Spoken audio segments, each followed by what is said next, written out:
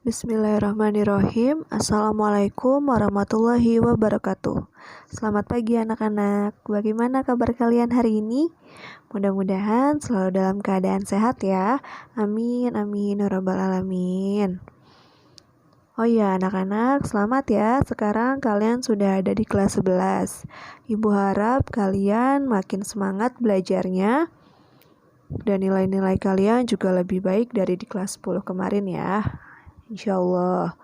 Baik anak-anak, sebelum kita mulai pembelajaran hari ini, alangkah baiknya kita berdoa dulu menurut agama dan keyakinan kita masing-masing. Berdoa dimulai.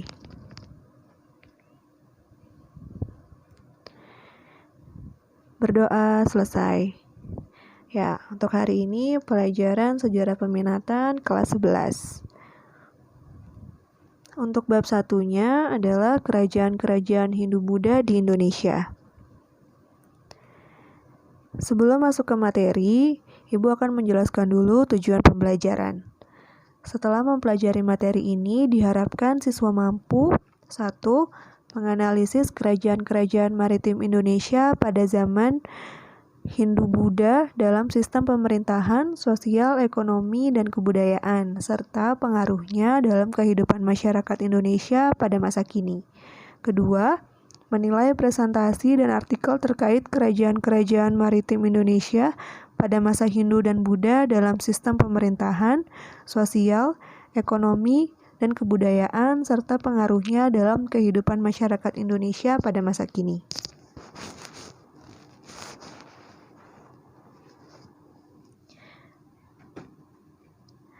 Tahukah kalian apa nama kerajaan pertama yang berdiri di Indonesia?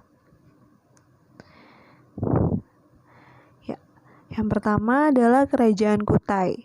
Kerajaan Kutai ini dari tahun 350 sampai dengan 1605 Masehi.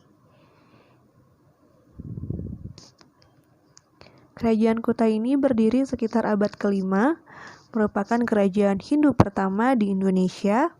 Terletak di Muara Kaman di hulu Sungai Mahakam, Kalimantan Timur. Nama-nama Raja Kutai diantaranya Kunduga, Asmawarman, dan Mulawarman.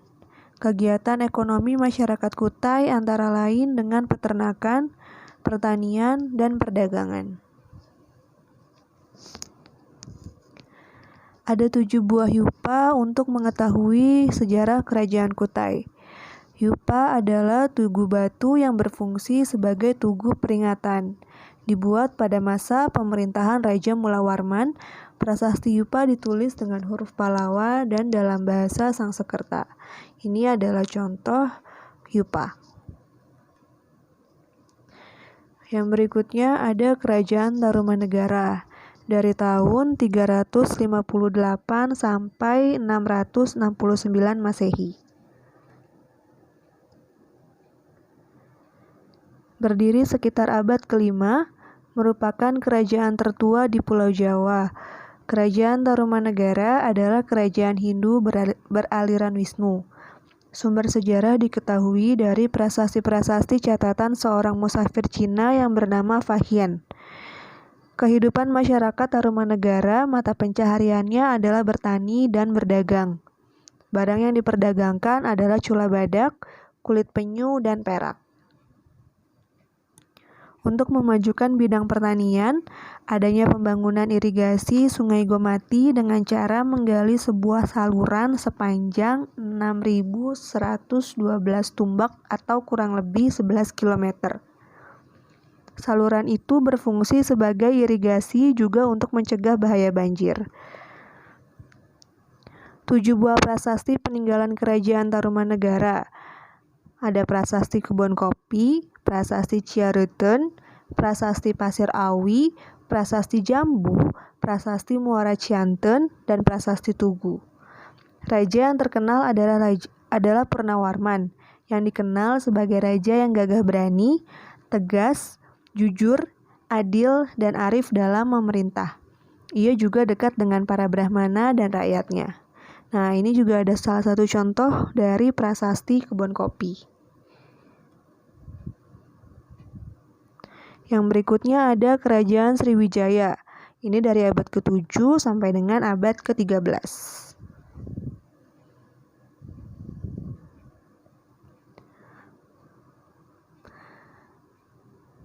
Berdiri sekitar abad ke-7 Masehi dan merupakan salah satu kerajaan besar di Indonesia. Terletak di Palembang, di dekat pantai dan di tepi Sungai Musi. Masyarakat Sriwijaya hidup dengan bertani. Namun karena berdekatan dengan pantai, maka perdagangan menjadi lebih cepat berkembang. Kemudian perdagangan menjadi mata pencaharian pokok masyarakat Sriwijaya. Sriwijaya mempunyai armada angkatan laut yang kuat dan mampu menguasai kawasan perairan Asia Tenggara, perairan di Laut Natuna, Selat Malaka, Selat Sunda, dan Laut Jawa.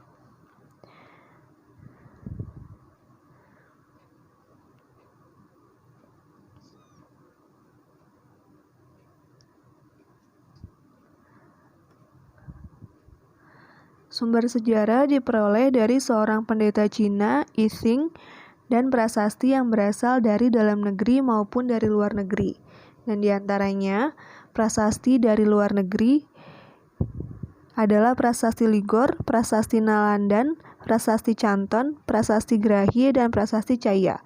Untuk yang dari dalam negerinya ada prasasti Kedukan Bukit, prasasti Talang Tuwo, prasasti Telaga Batu, prasasti Kota Kapur, prasasti Karangbrahi, dan prasasti Palas Pasemah Amogapasa. Nah, ini juga ada salah satu contohnya yaitu prasasti Talang Tuwo.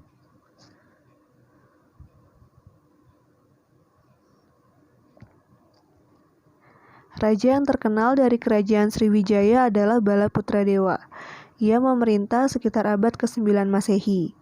Pada abad ke-11, kerajaan Sriwijaya mulai mundur disebabkan adanya penyerbuan besar-besaran ke wilayah Sriwijaya oleh Raja Rajendra Chola dari Cholamanda, India. Pada tahun 1377, armada laut Majapahit menyerang Sriwijaya. Serangan ini mengakhiri riwayat kerajaan Sriwijaya. Yang berikutnya, Kerajaan Mataram kuno dari tahun 752 sampai 929 Masehi. Kerajaan ini berdiri pada pertengahan abad ke-8. Diperintah oleh dua dinasti, yaitu dinasti Sanjaya Hindu dan dinasti Shailendra Buddha.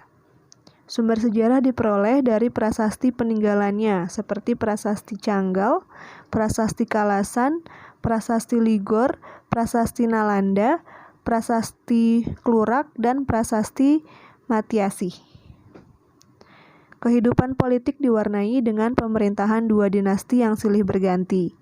Berdasarkan prasasti Canggal, diketahui Mataram kuno mula-mula diperintah oleh Raja Sana, kemudian digantikan oleh Raja Sanjaya yang bijaksana.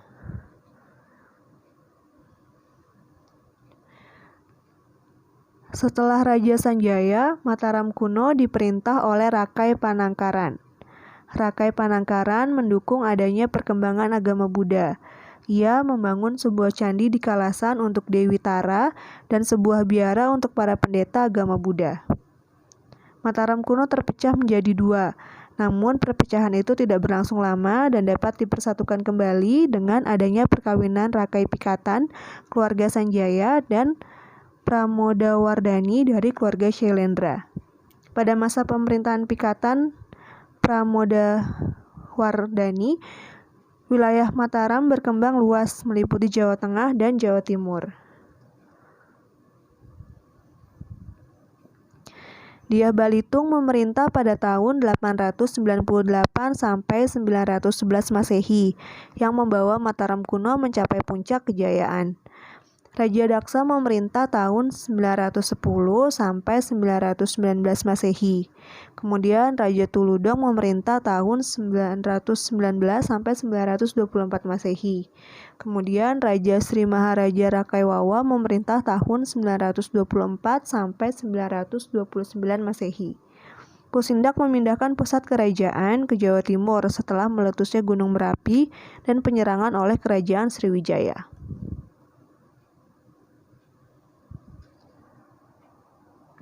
Kehidupan ekonomi masyarakat bersumber dari pertanian dan juga mengembangkan kehidupan maritim dengan memanfaatkan aliran sungai Bengawan Solo. Bidang kebudayaan, keluarga Sanjaya yang beragama Hindu meninggalkan candi-candi seperti Kompleks Candi Dieng, Kompleks Candi Gedong Songo, dan Candi Prambanan. Keluarga Syailendra yang beragama Buddha meninggalkan stupa seperti Borobudur, Mendut, dan Pawon.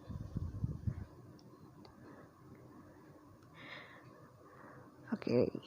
Nah, anak-anak, ini ada tugas yang harus kalian kerjakan. Tugasnya menyebutkan peninggalan-peninggalan dari kerajaan-kerajaan yang dijelaskan tadi dan sertakan gambarnya.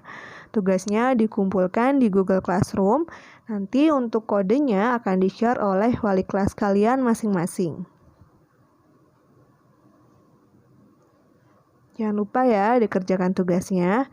Baik anak-anak, sekian materi untuk hari ini. Semoga bermanfaat untuk kalian. Mohon maaf atas kekurangan dalam penyampaian materi kali ini.